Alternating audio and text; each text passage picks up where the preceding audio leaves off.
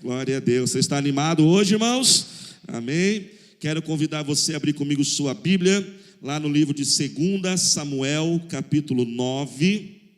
E hoje nós vamos ter a quarta parte da nossa ministração Descomplica, onde nós estamos aprendendo, ensinando neste mês de setembro, essa série de pregações, como nós colocarmos nossa vida em ordem, amém? E quando nós colocamos nossa vida em ordem, irmãos, bênçãos de Deus são liberadas para nós. Nesse mês de setembro, coloque este alvo de orar para que Deus ponha algumas áreas da sua vida em ordem, toda a sua vida. Domingo que vem, vamos encerrar este mês. Esse mês nós temos 5 domingos e vai ser realmente um culto extraordinário. Quando nós colocamos a vida em ordem, irmãos, bênçãos que estão retidas são liberadas sobre nós. Deus começa a trazer a bênção da multiplicação. Deus pega o pouco e aumenta no muito em nome de Jesus. A terceira bênção que nós estamos orando é para Deus acelerar as bênçãos. Quantos creem que Deus pode acelerar a sua vida?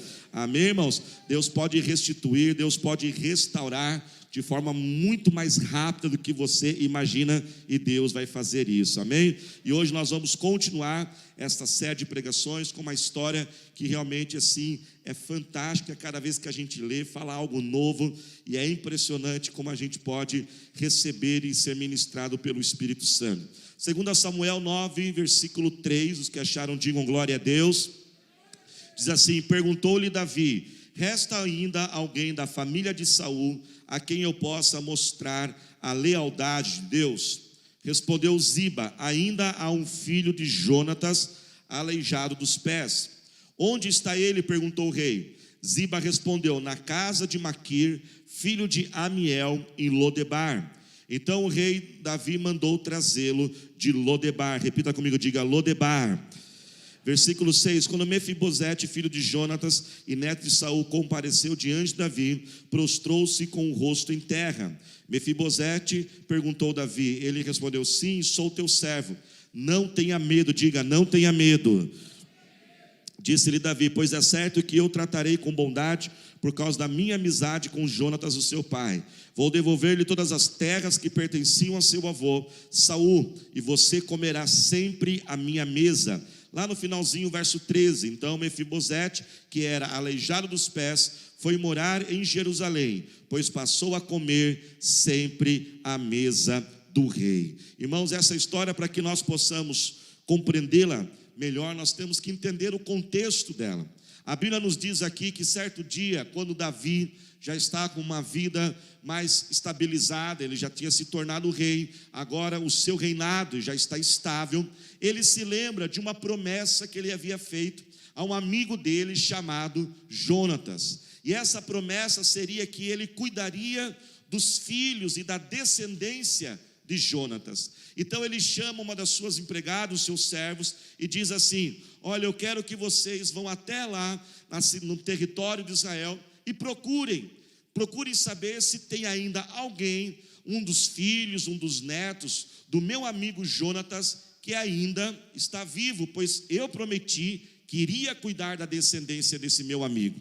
Então a Bíblia diz que Ziba, o servo de Davi, ele vai por todo o território, até que ele encontra um rapaz, um homem chamado Mefibosete.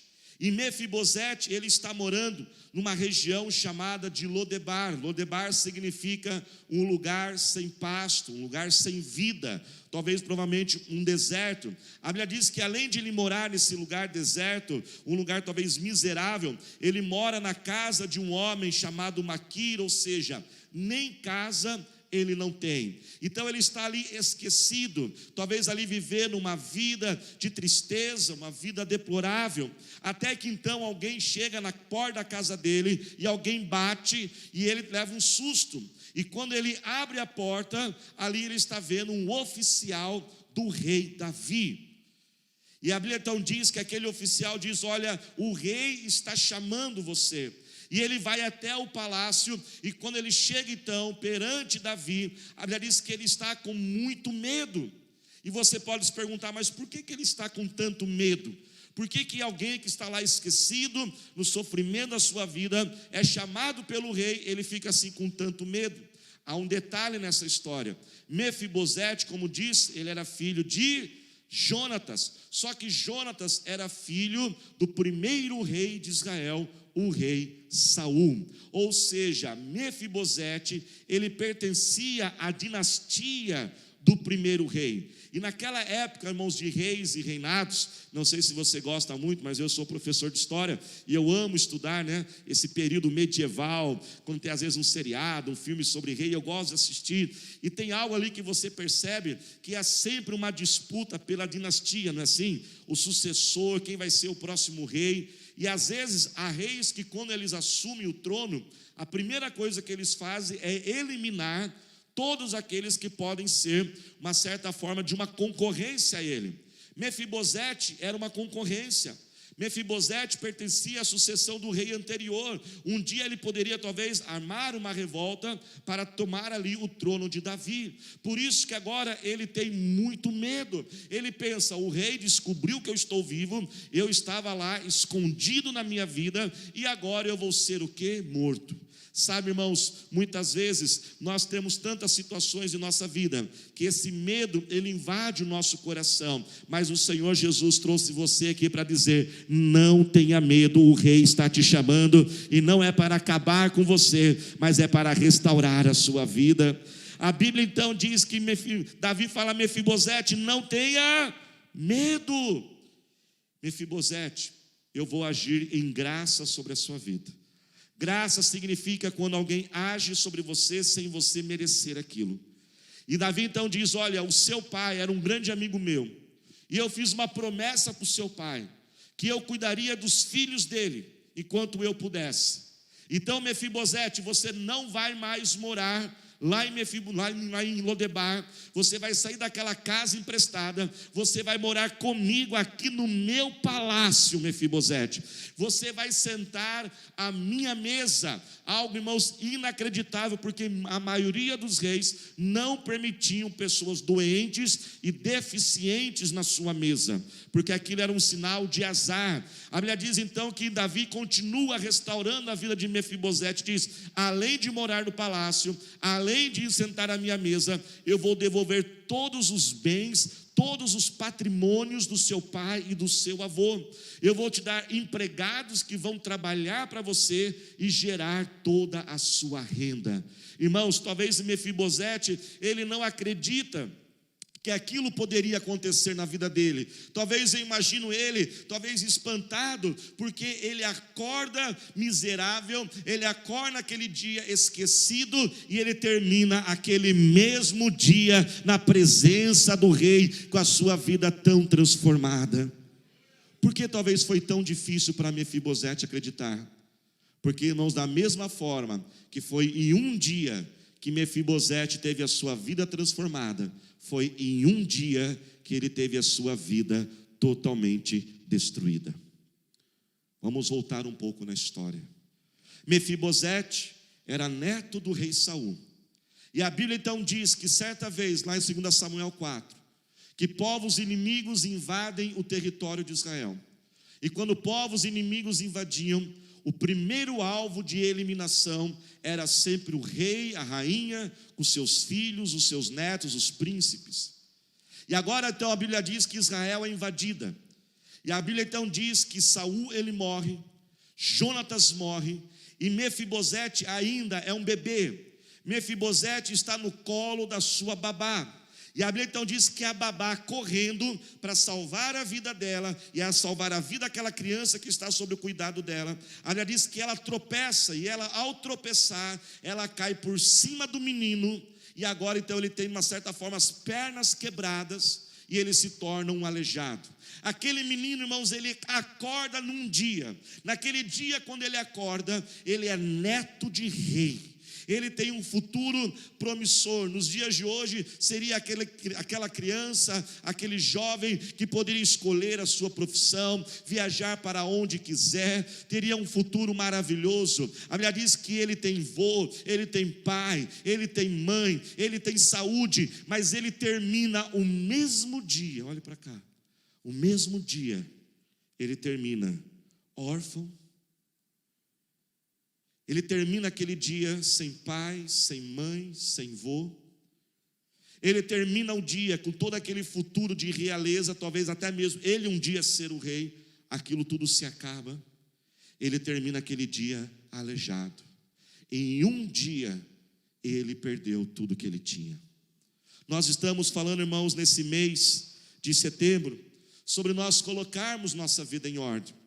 E nós temos pregado sobre nós assumirmos as responsabilidades das nossas decisões, amém, igreja?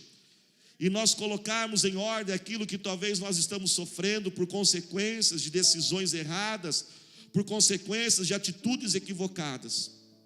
Mas também nós não podemos esquecer, por isso que essa mensagem hoje é um pouco diferente de todo esse mês, que a vida também, assim como foi em Mefibosete, a vida às vezes gera tombos em nós.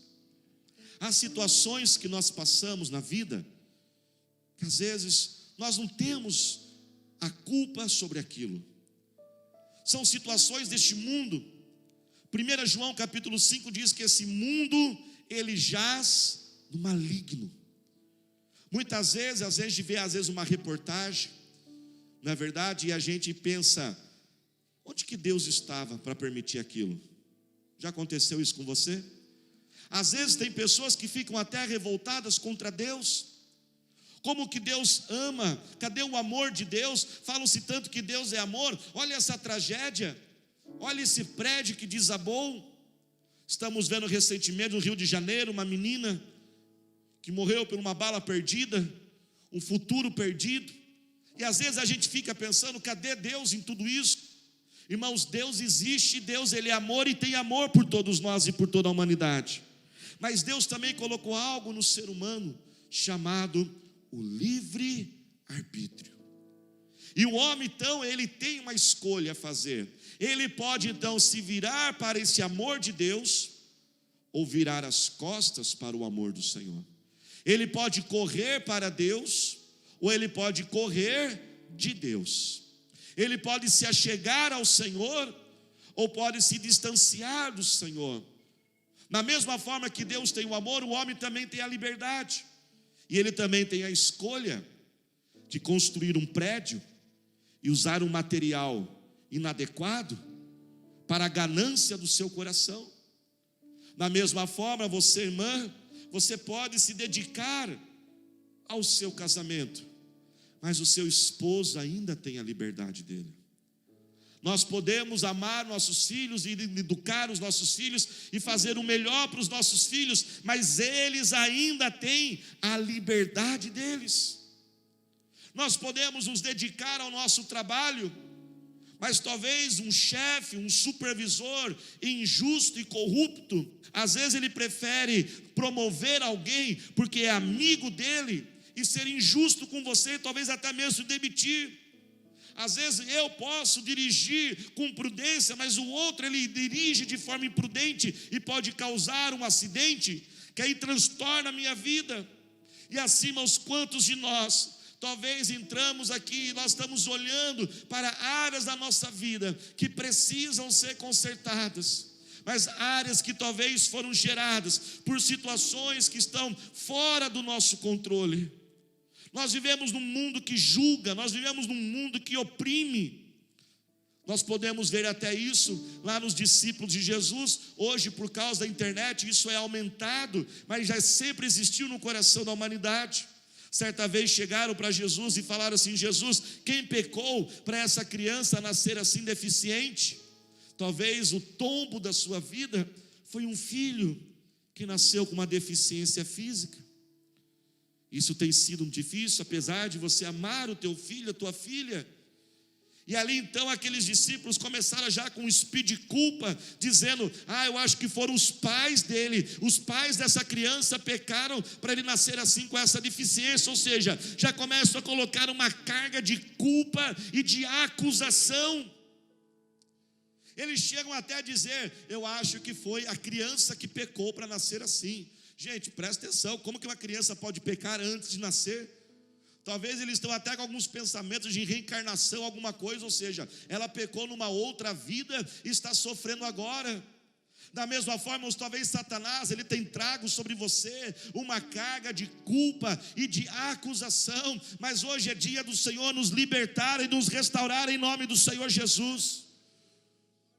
Não permita a culpa sobre você. A culpa, irmãos, não nos leva a nada. A culpa é um sentimento, é aquilo que nos destrói, é aquela acusação que está toda hora mostrando: você errou, eu não faço nada direito, nada dá certo na minha vida, e só coloca a gente para trás, irmãos. Sim, talvez em algumas situações eu posso ser até responsável, mas eu não posso permitir a culpa no meu coração. Se talvez alguma situação, se talvez você sofreu algum tombo na sua vida e hoje está sofrendo por isso, lembre-se que hoje o Rei Jesus mandou te chamar para te tirar de Lodebar e restaurar sua vida.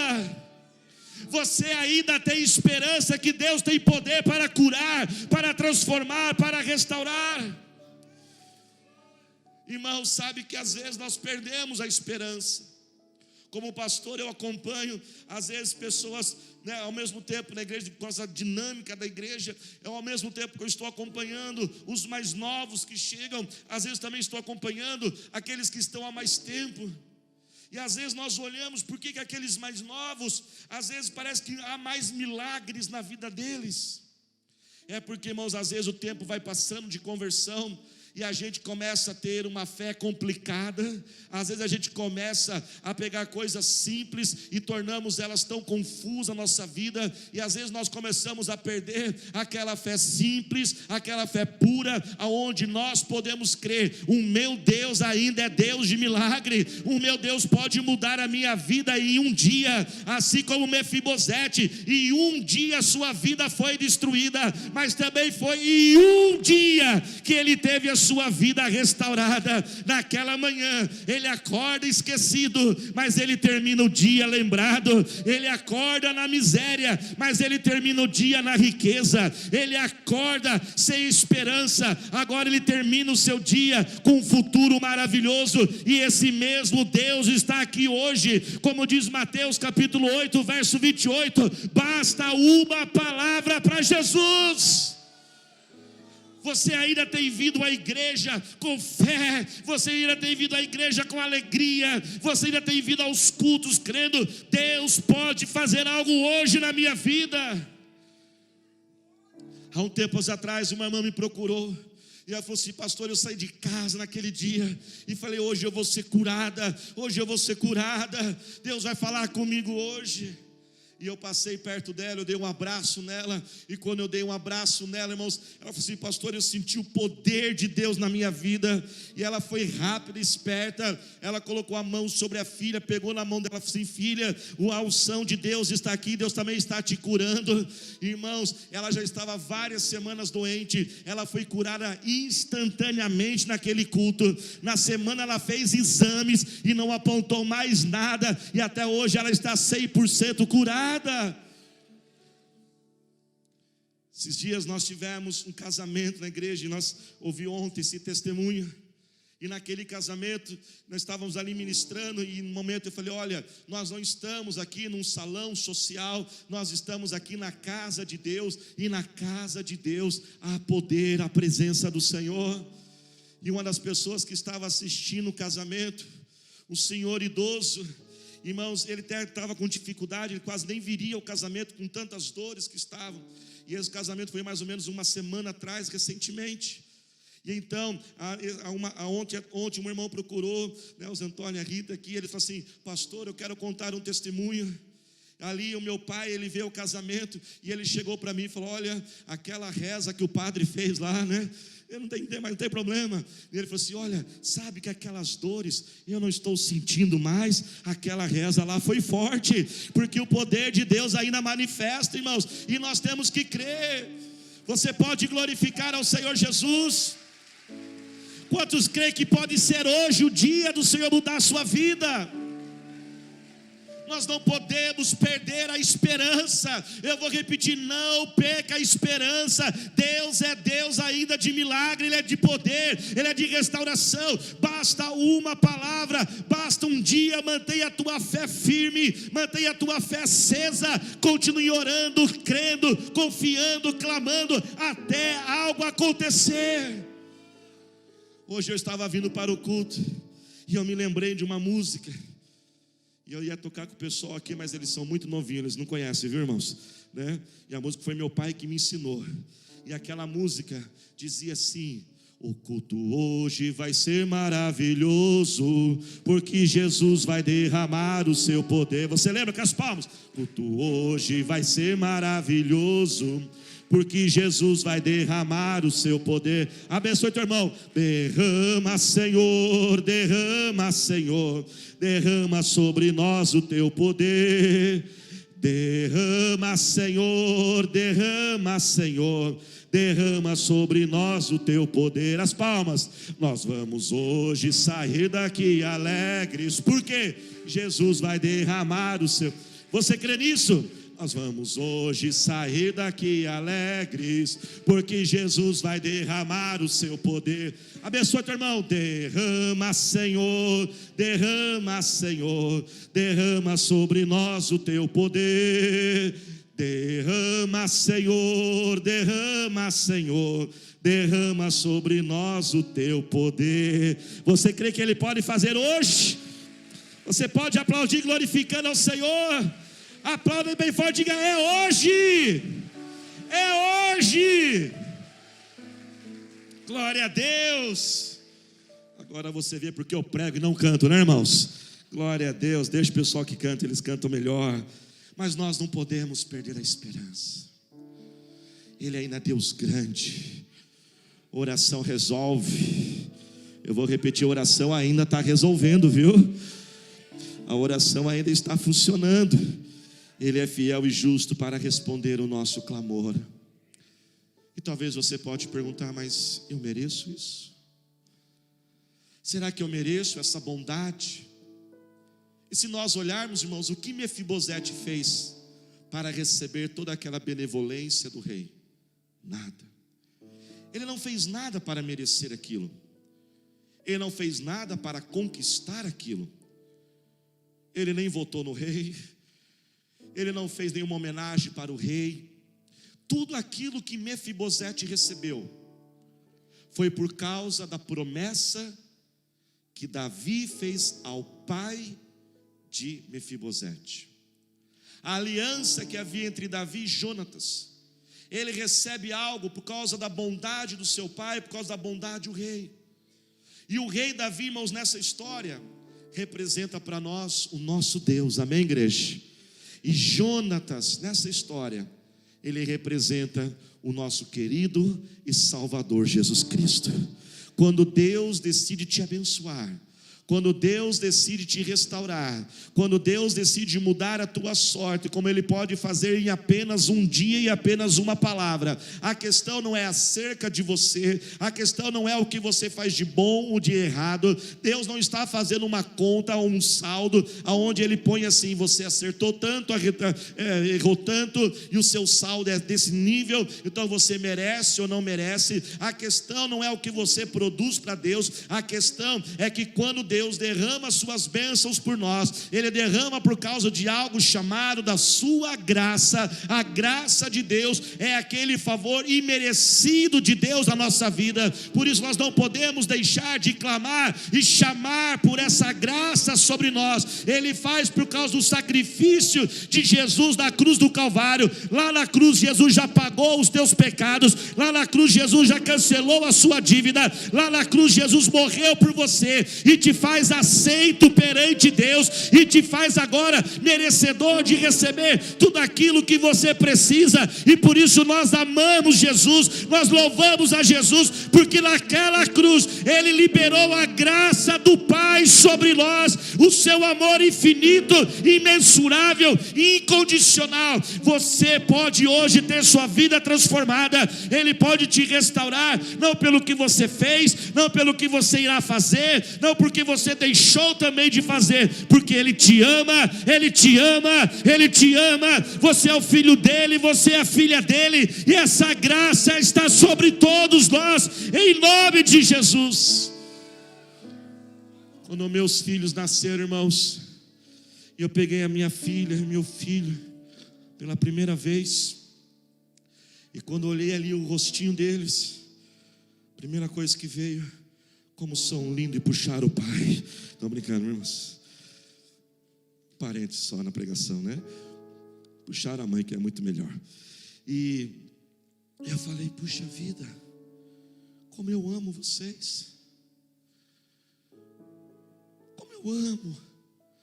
Eu comecei a olhar para os meus filhos e falei: vocês não fizeram nada para mim, vocês nunca escreveram um bilhetinho, vocês nunca disseram eu te amo, vocês nunca fizeram algo talvez assim de bom para mim, nunca fizeram uma bondade, uma generosidade. Pelo contrário, já deram tanta despesa, né? Que filho nem nasceu, irmão, já dá despesa, que é uma brincadeira. Mas eu já o amava. Eu amava não porque o que eles fizeram, eu não o amava pelo aquilo que eles iriam fazer, eu os amava porque eles simplesmente existiam e eram os meus filhos, o meu filho, a minha filha.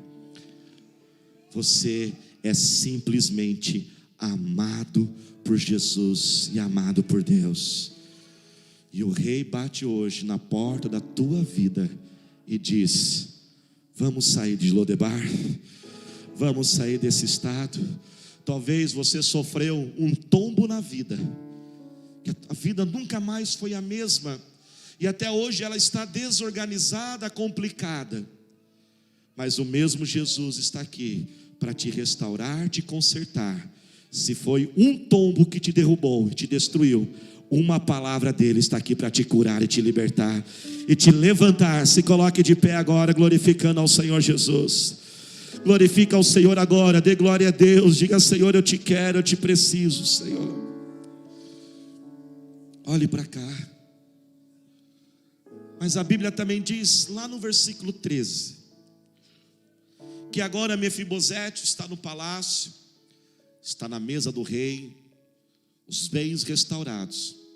Mas a Bíblia ainda diz: e era aleijado dos pés, das pernas. Por que a Bíblia faz questão de dizer que ele ainda era aleijado? Apesar agora da restauração, a Bíblia podia parar ali e falar assim: não, tudo melhorou, pronto, não acontece mais nada.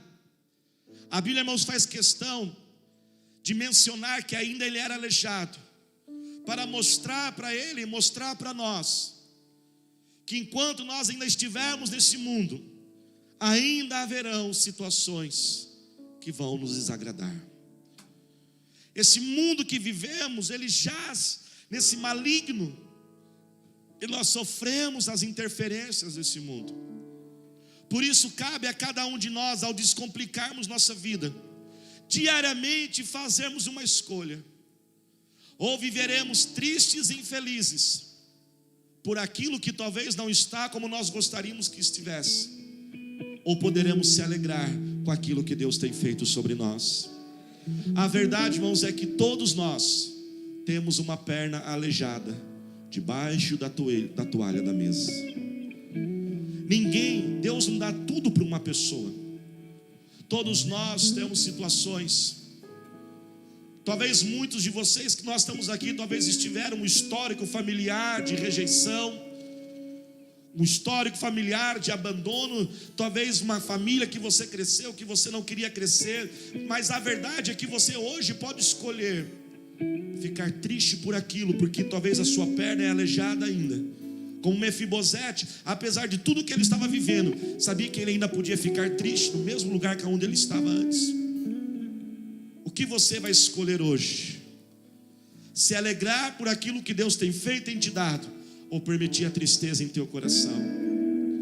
Porque se você quer saber de algo, se você quer ficar triste, se você decidir agora: eu quero ficar triste agora, em 10 segundos você arruma qualquer motivo para ficar triste, não é verdade? Todos nós. Se eu escolher falar: agora eu quero ficar triste, tá bom, rapidinho já fico triste. Se você quiser ficar triste com a sua família, em 10 segundos você já arranja algum motivo. Talvez alguns aí menos que 10 segundos. Você arranja rapidamente. Porque não sei o quê, porque minha filha, porque meu filho, aquela casa, aquela goteira e não sei o quê.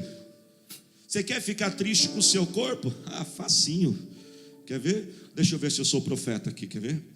Só você pensar na sua barriga. Pronto, já ficou triste. Tive revelação de Deus aqui. Eu sou profeta deste lugar. Se não é a barriga, pensa no nariz então. Pronto. Se não é a barriga, vai com o nariz. Você quer ficar triste com a igreja? É muito fácil. É só talvez você olhar para a fileira do banco, na sua cadeira aí. Você fala, aquele lá faz umas coisas muito certas. Aquele ali que canta desse jeito, o pastor que errou no português de novo. Mas ao mesmo tempo que você pode olhar para a sua fileira e ficar chateado com alguém, nessa mesma fileira de cadeira que você está sentando, há uma pessoa maravilhosa que pode te amar, orar por você e ser usada por Deus. A questão é o que você vai escolher. Quem está dentro, diga amém. Jesus nos chama nesta noite. Escolha a alegria. Escolha me servir. Talvez você já foi grandemente usado por Deus. Talvez em algum lugar alguém te machucou, um líder te feriu, e você talvez não consegue esquecer aquelas feridas. Você pode ficar escolhendo, ficar triste por todos aqueles que te rejeitaram, aqueles que te decepcionaram você no passado, ou você pode ficar feliz por aqueles que te amam hoje e estão pertinho de você. Fale com o Senhor agora. Pai, nós oramos a Ti. Coloque em ordem a tua vida agora. Qual é essa área que você está clamando nesse mês de setembro? Pai, nós oramos a Ti, Deus, ó Pai, e pedimos: põe em ordem minha vida, põe em ordem minhas finanças, meu casamento, põe em ordem, Pai, o meu futuro de ter uma família, uma esposa, um esposo, Senhor. Põe em ordem, Deus, ó Pai, o ministério, eu quero servir ao Senhor. Põe em ordem, Deus, ó Pai, meus pensamentos agora. Pai, eu quero orar, Deus, ó Pai, por aqueles que talvez levaram um tombo da vida, Senhor, ó Pai.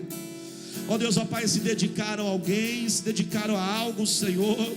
Ó Deus, ó Pai, talvez foram frustrados, talvez por um líder, talvez por um chefe injusto, Deus, ó Pai.